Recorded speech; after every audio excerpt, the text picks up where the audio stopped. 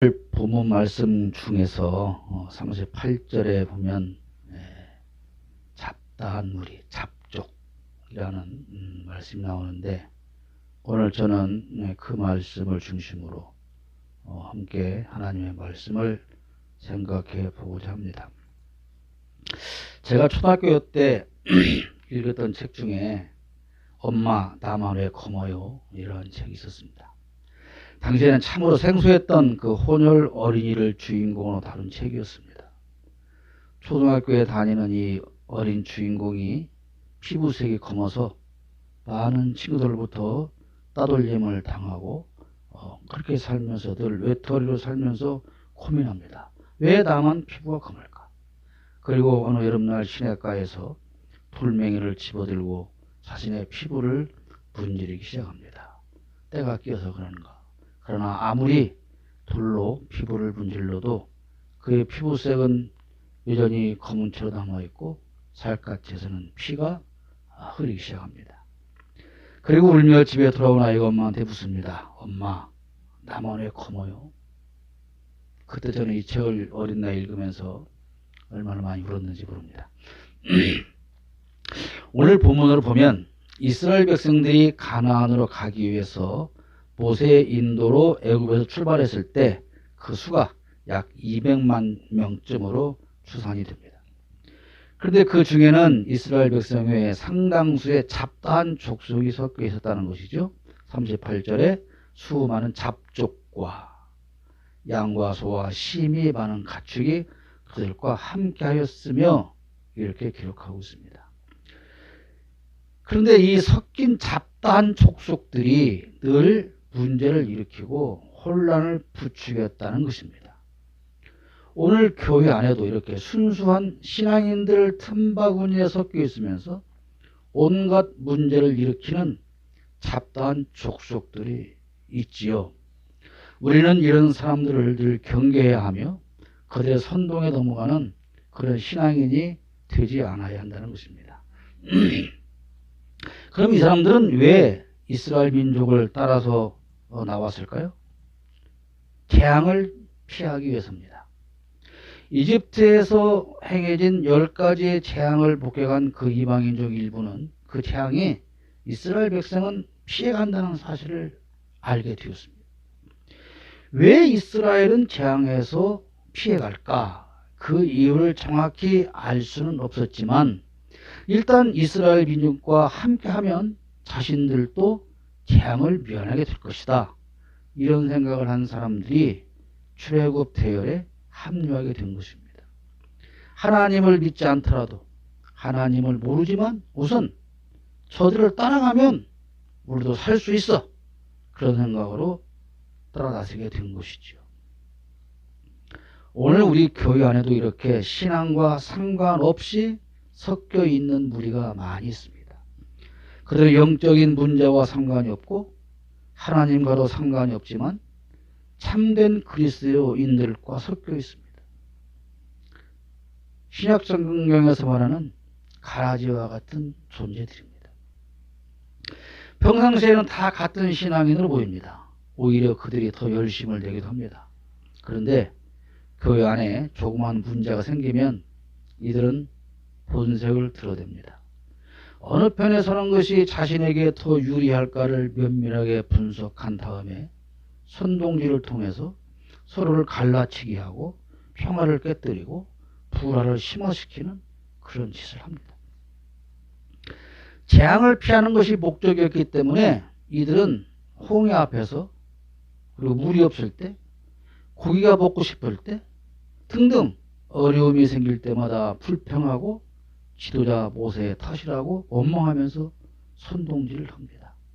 재앙을 피하려고 하는데 왜 늘 우리 앞에는 이렇게 어려움만 있는 거야? 그래서 왜 모세 너는 우리를 끌고 왔냐? 그렇게 모세를 원망하는 불평을 하는 거죠. 요즘도 그렇습니다. 교회에 사소한 문제가 생기면 이런 사람들은 맨 먼저 불평하고 그것이 다 목사 탓이요 장로 탓이라고 부추기고 불평을 늘어놓게 되는 것이죠. 또 이 사람들은 재앙을 피하기 위해서도 따라 나왔지만 호기심과 기대감으로 따라 나온 사람들입니다. 하나님을 알지 못하고 우상을 섬기는 사람들이지만 이스라엘과 함께하면 뭔가 특별한 일이 있을 것이라고 이들은 기대했을 것입니다. 그러나 그들 앞을 홍해가 가로막고 바로의 군대가 몰려오는 것을 보며 그들은 당장 모세를 원망하고 불평을 들어놓습니다. 자신들만 불평하는 것이 아니라 다른 사람들에게까지 원망과 불평을 전염시킵니다. 교회에 나가면 뭔가 특별한 일이 자신에게 일어날 것이라는 기대감을 가지고 교회에 나왔지만 시간이 흘러가고 신앙의 연조는 쌓여도 남들 사는 것과 별로 다를 것이 없고 여전히 사는 것이 힘들게 되면 이 사람들은 실망하게 됩니다. 그래서 불평하죠. 우리 교회 목사는 은혜가 없어. 설교에 은혜가 없어. 교회 사랑이 없어. 이런 온갖 불평을 하며 다른 교회를 찾아갑니다. 늘 다른 기대를 안고 또 다른 교회를 떠돌아다니지만 그들이 기대하는 뭔가 특별한 일은 일어나지 않는다는 것이죠. 그런데 일부 목회자들이 이런 사람들에게 오히려 현혹되어서 그들의 기대를 맞추어 보겠다고, 나는 당신이 원하는 것을 채워줄 수 있다고 그렇게 기대감을 부추기고 붙잡아 앉히려고 하다 보니까 이상한 방법을 찾아내게 되고, 그래서 교회가 순수성을 잃어버리고 말씀이 사라지고 이상한 짓을 하는 그런 교회가, 그런 목회자가 점점 늘어나고 있다는 것입니다. 그러나 모세는 이들이 어떤 불평을 해도 하나님의 지시에 따라서만 움직였습니다.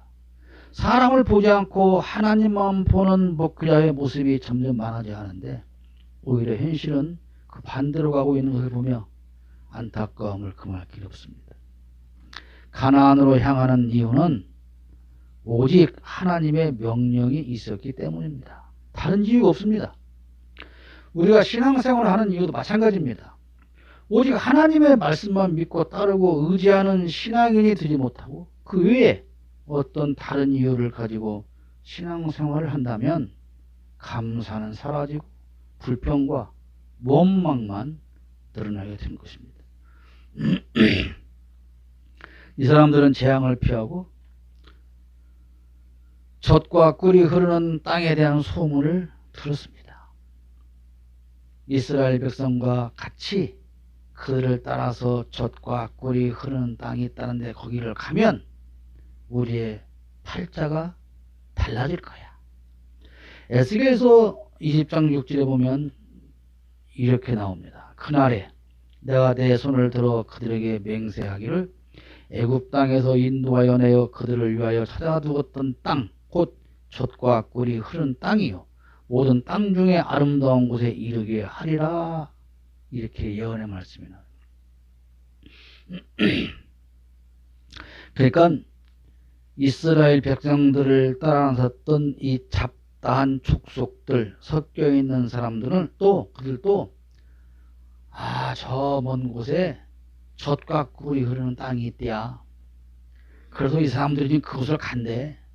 근데 거기 가면 이미 다 잘 만들어져 있대. 수고 안 해도 된대. 그냥 가면 잘 만들어져 있는 곳에서 편히 살면서 그냥 포도밭과 과수원에 가서 열매만 따면 된대. 자, 그리 가보자고.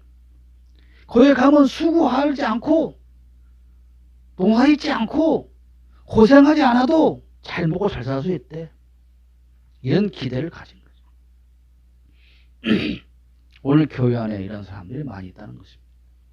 교회 가면 그냥 아무것도 안 하고 하나님의 복을 펑펑 내려주셔서 편히 먹고 살 거라는 기대감, 잘못된 기대감 때문에 이런 사람들이 교회 안에 드러나면서 불평과 원망이 드러나게 되는 것이죠.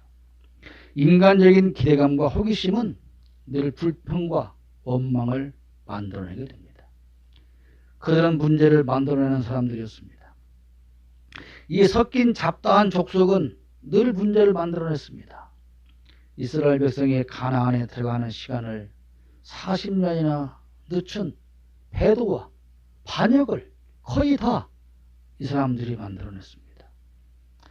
그들은 애굽을 떠나 가나안으로 가고 있었지만 애굽에서 배운 것들을 버리지 못하고 변화되지 못했습니다. 여전히 우상 숭배를 그리워했고 하나님을 불신했습니다. 어떤 계기와 이유로 인해서 교회에 발을 딛기는 하지만 시간이 흘러도 과거의 삶과 가치관과 습관을 버리지 못하고 하나님을 불신하는 교인들은 얼마든지 많이 있습니다.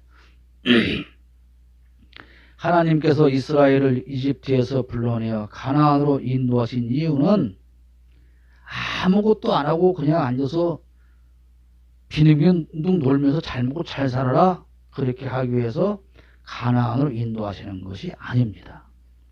하나님께서 이스라엘 백성을 애굽에서 불러내서 가나안으로 인도하시는 이유는 한 가지예요. 하나님의 백성을 우상의 땅에서 살게 버려두지 않고 하나님께서 정하신 그 땅에서 하나님의 백성이 하나님을 섬기며 하나님의 백성다운 삶을 살게 하시기 위해서 애굽에서 끌어내서 가나안으로 인도하시는 것입니다. 우리가 교회 안에 들어가서 신앙생활을 하는 것은 이것과 똑같은 것입니다.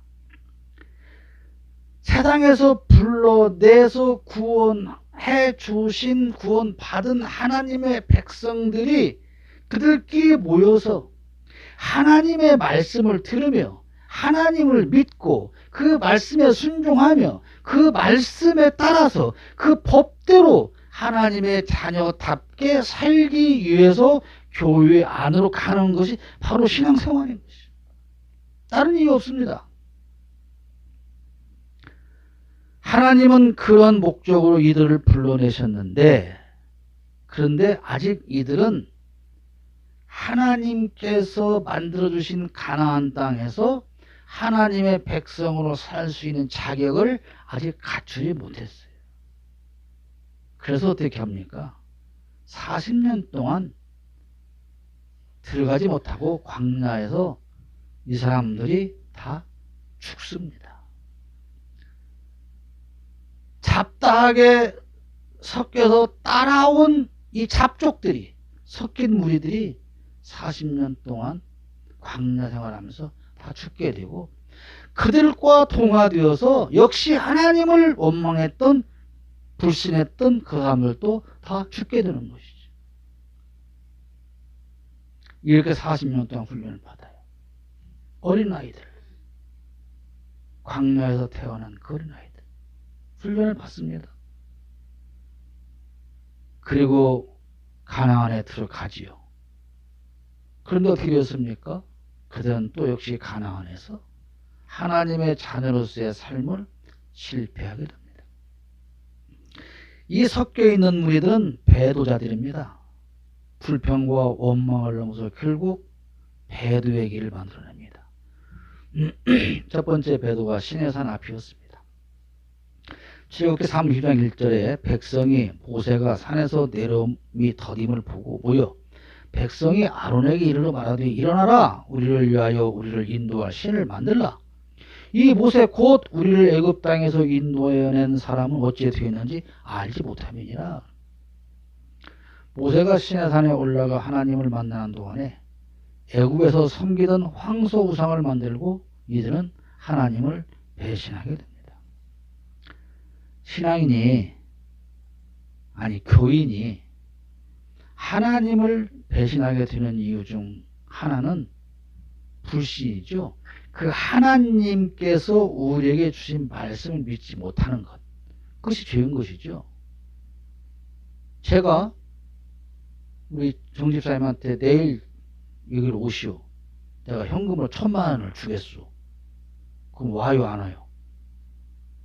정집사님 와요? 믿음이 좋으시네. 그걸 우리 남대재 목사가 1000만 원 준대. 그걸 믿는 사람은 그냥 오지요. 따질 거 없이 어디가? 남대재 목사가 10시에 오면 1000만 원 준대. 거기 가. 미쳤건 미쳤어. 남대재 먼 도에다 1000만 원. 그러겠죠. 그 믿음이 없는 사람은 안 오고 믿음이 오는 거지요.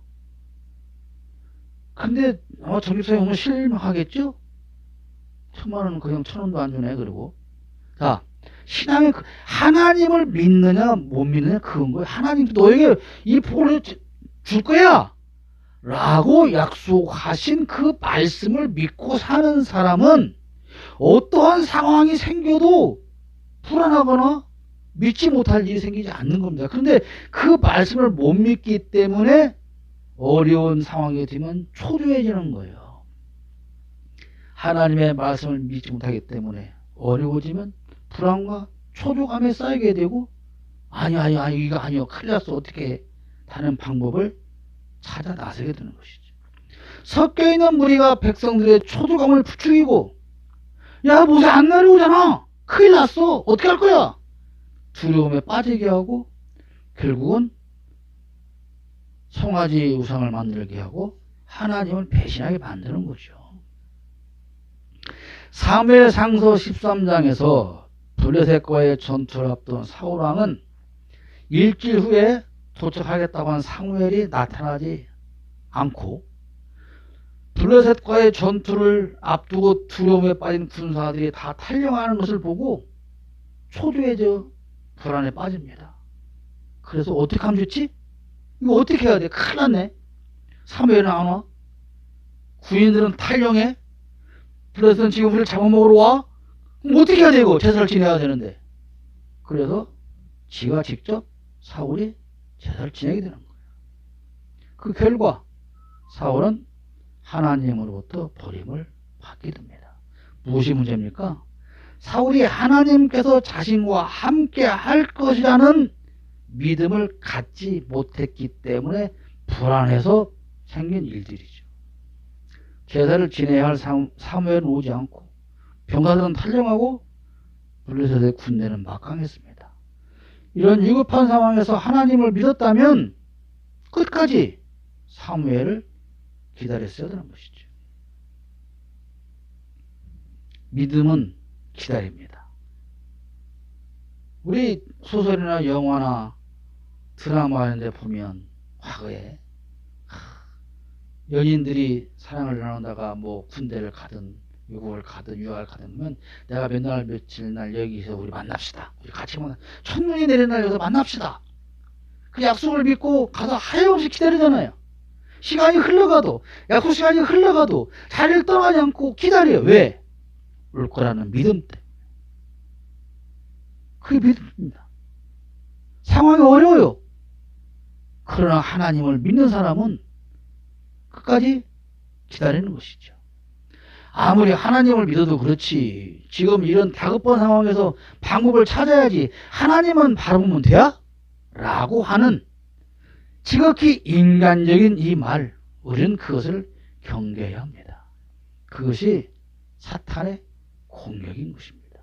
사탄은 늘 우리에게 그렇게 속삭이는 거야. 야 지금 이 상황에서 어떻게 하나님만 바라보고 있다는 거야? 너 그 김유사 찾아가봐. 그거에 넘어가는 것이 우리가 사탄의 공격에 쓰러지게 되는 것입니다. 사탄이 총 들고도 공격하지 않아요.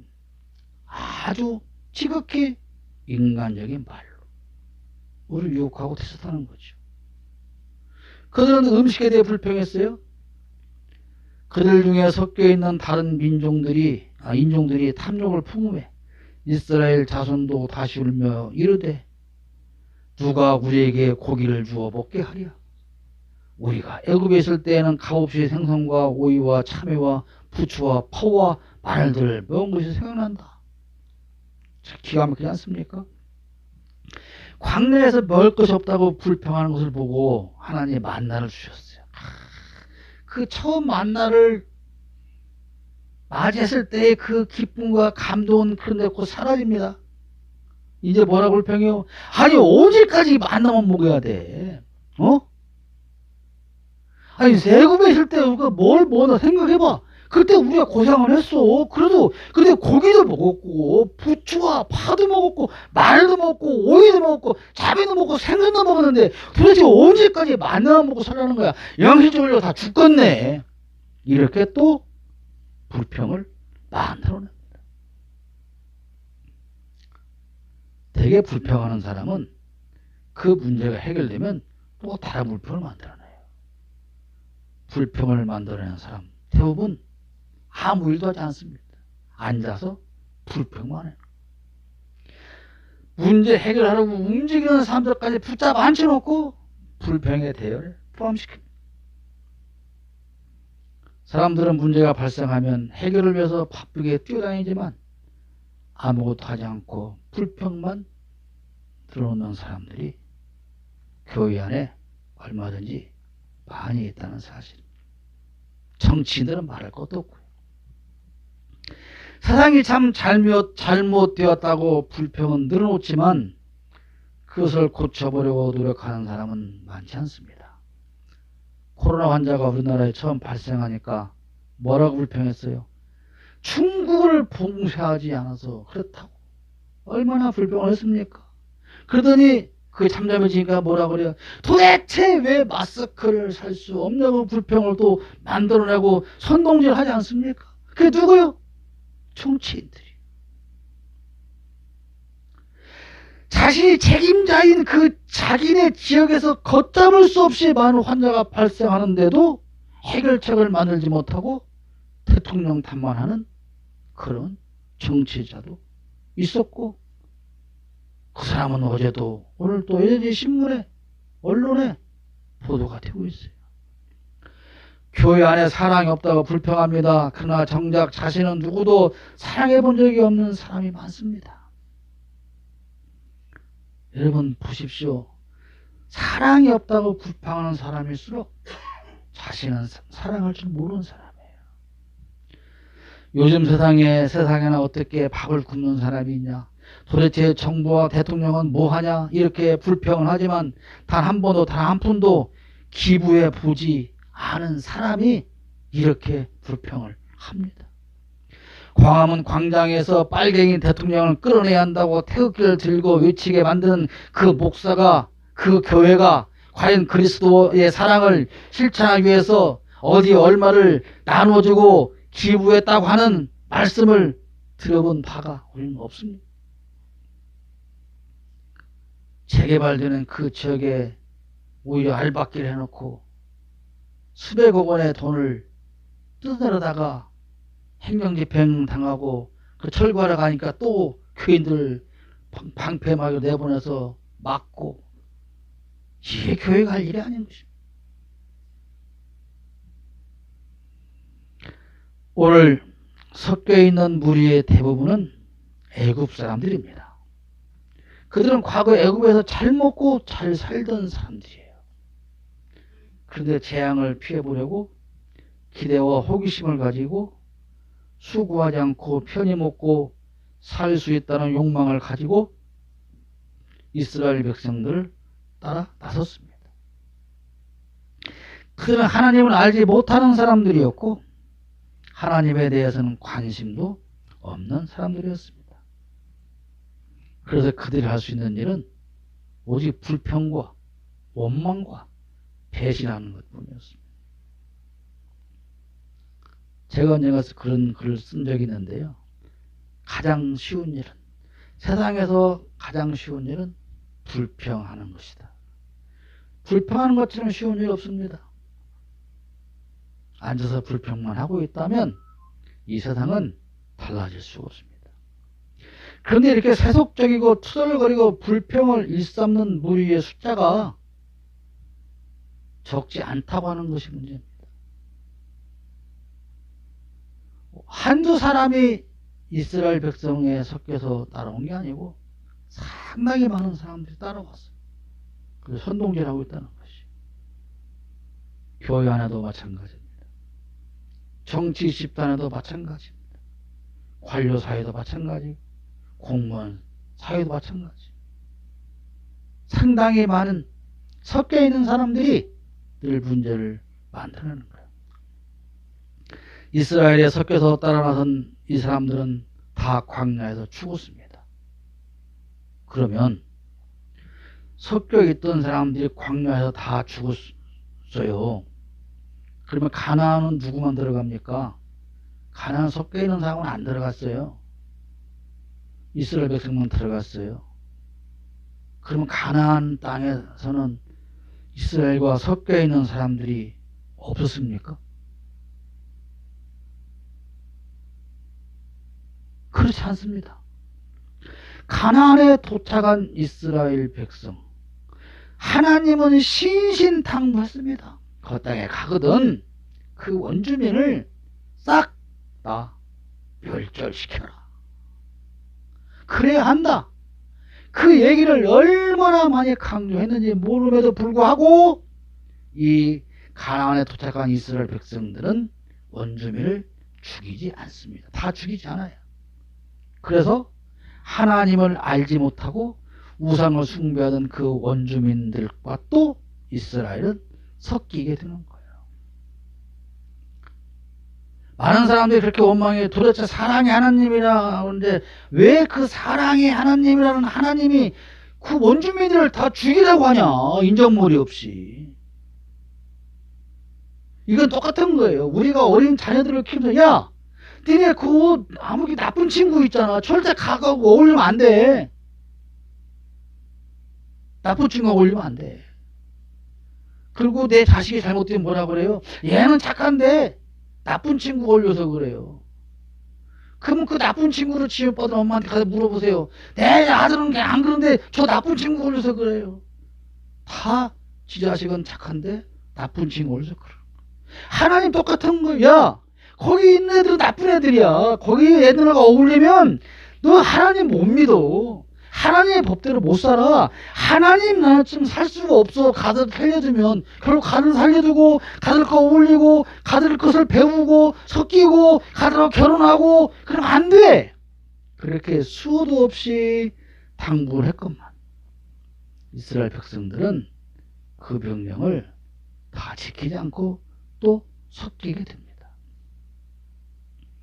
다시 이스라엘과 섞인 블레셋 족속을 비롯한 잡다한 그런 족속들, 그 블레셋이 뭡니까? 오늘의 팔레스타인. 이스라엘은 하나님의 나라에서 하나님의 말씀을 지키며 하나님만 섬기는 하나님의 자녀다운 삶을 살아야 하는데 또 이들과 섞임으로 인해서 하나님께서 만들어주신 그 땅에서 그들과 섞임으로 인해서 이들은 결국 어떻게 됩니까? 바벨론의 포로로 잡혀가는 비참한 결론을 초래하게 되는 것입니다. 섞여있는 무리는 과거를 버리지 못하는 사람들입니다. 섞여있는 무리는 옛 습관을 버리지 못하는 사람들입니다.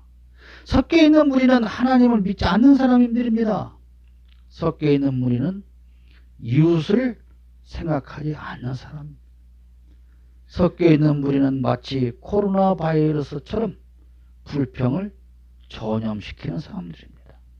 섞여있는 무리는 자신만을 생각하는 사람들입니다. 섞여있는 무리는 교회를 분열시키는 사람입니다. 그런데 이 섞여있는 무리는 늘 우리와 함께 신앙인이라고 하는 같은 이름으로 우리 교회 안에 섞여 있다는 것입니다.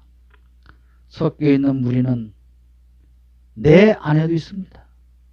그래서 늘 불평을 내 안에서도 만들어냅니다. 내 안에 잡다한 족속들이 섞여 있습니다. 우리는 이들을 멸절시켜야 합니다. 내 안에 있는 섞여 있는 무리, 섞여 있는 무리를 그리고 경계해야 합니다. 그리고 그들의 불평에 전염되지 말아야 합니다. 섞여 있는 무리를 구분할 줄 알아야 하고 내가 혹시라도 섞여 있는 무리가 되어서는 안 됩니다. 하나님만 바라보며 따르는 그런 사람이 섞이지 않은 순수한 이스라엘 백성입니다.